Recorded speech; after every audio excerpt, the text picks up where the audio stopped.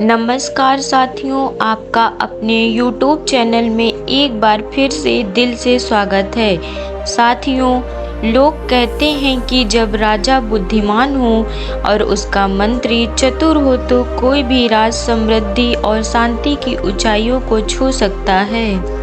आज की हम अपनी कहानी में आपको एक ऐसे ही अद्भुत राज्य की कहानी सुनाने जा रहे हैं जहां न्याय, ईमानदारी और समझदारी की मिसाल कायम की गई थी।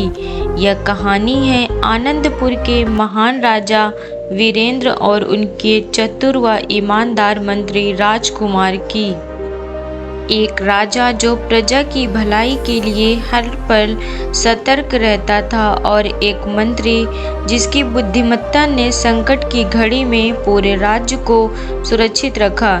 लेकिन क्या होता है जब शांत राज्य की नींव को एक रहस्यमयी चोरी हिला देती है? कैसे एक चतुर योजना से सच्चाई सामने आती है?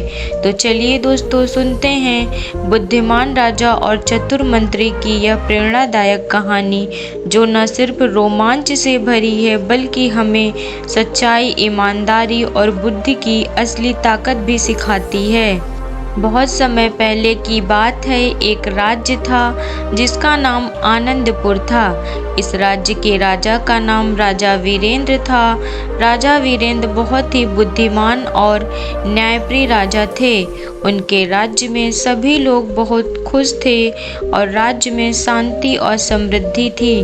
राजा वीरेंद्र के पास एक चतुर मंत्री था जिसका नाम था राजकुमार। राजकुमार बहुत ही समझदार और ईमानदार व्यक्ति था और राजा का सबसे भरोसेमंद सलाहकार था। राजा वीरेंद्र और राजकुमार की जोड़ी ने राज्य को बहुत ही सफलतापूर्वक चलाया। एक दिन राजा वीरेंद्र ने राजकुमार से कहा, हमारे राज्य में बहुत सब कुछ सही चल रहा है, लेकिन मुझे हमेशा से यह चिंता रहती है कि कोई हमारे राज्य को नुकसान न पहुंचाए। हमें हमेशा सतर्क रहना चाहिए और राज्य की सुरक्षा के लिए नई योजनाएं बनानी चाहिए। राजकुमार ने राजा की बात मानी और राज्य की सुरक्षा को और भी मजबूत करने के लिए नई योजनाएं बनाने लगा। उसने राज्य की सीमाओं पर सुरक्षा बलों को बढ़ा दिया और राज्य के अंदरूनी हिस्सों में भी सुरक्षा की व्यवस्था की। राजकुमार ने राज्य के लोगों को भी सुरक्षा के उपायों के बारे में जागरूक किया और उन्हें सिखाया कि कैसे वे खुद को सुरक्षित रख सकते हैं। एक दिन राज्य में एक अजीब घटना घटी। राज्य के मुख्य बाजार में एक व्यापारी ने शिकायत की कि उसके सारे सोने के सिक्के चोरी हो गए हैं। यह सुनकर राजा वीरेंद्र और राजकुमार बहुत चिंतित हुए। राजा ने तुरंत राजकुमार को इस मामले की जांच करने का आदेश दिया। राजकुमार ने मामले की गहराई से जांच शुरू की। उसने बाजार के सभी दुकानदारों और ग्राहकों से पूछताछ की, लेकिन उसे कोई सुराग नहीं मिला। तब राजकुमार ने एक चतुर योजना बनाई। उसने घोषणा की, अगले दिन सभी राज्य के लोगों को राजा के दरबार में आना होगा और एक विशेष जांच की जाएगी। यह घोषणा सुन के सभी लोग दरबार में चिंतित हो गए और सभी राजा के दरबार में एकत्रित हो गए। राजकुमार ने सभी लोगों को एक एक करके दरबार में बुलाया और उनसे कुछ सवाल पूछे। जब एक व्यक्ति की बारी आई तो राजकुमार ने उससे कहा, तुम्हें सच बताना होगा, क्योंकि जो भी झूठ बोलेगा उसकी पहचान हो जाएगी। यह सुनकर व्यक्ति घबरा गया और उसने स्वीकार किया कि वही चोर था। राजकुमार की चतुर योजना ने चोर को पकड़ने में मदद की और राज्य के लोगों ने उसकी बुद्धिमानी की तारीफ की।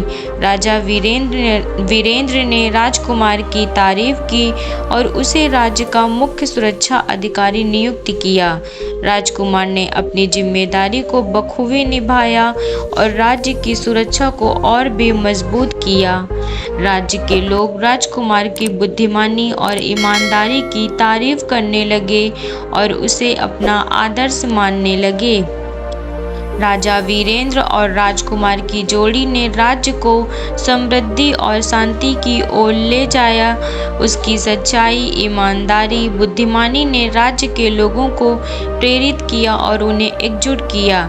राज्य के लोग अपने राजा और मंत्री की तारीफ करते नहीं थकते थे और उनकी कहानी को हमेशा याद रखते। राजा वीरेंद्र और राजकुमार की कहानी यह सिखाती है कि सच्चाई, ईमानदारी और बुद्धिमानी हमेशा फल देती है और हमें हमेशा इनके मार्ग पर चलना चाहिए। यह एक शिक्षाप्रद और प्रेरणादायक है जिसमें बच्चों को सच्चाई, ईमानदारी और मेहनत का महत्व समझाया गया है।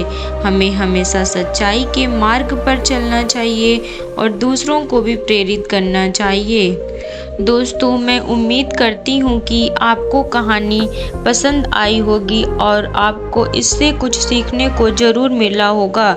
ऐसी ही ज्ञानवर्धक और प्रेरणादायक कहानी के लिए हमारे चैनल को सब्सक्राइब करें। धन्यवाद दोस्तों।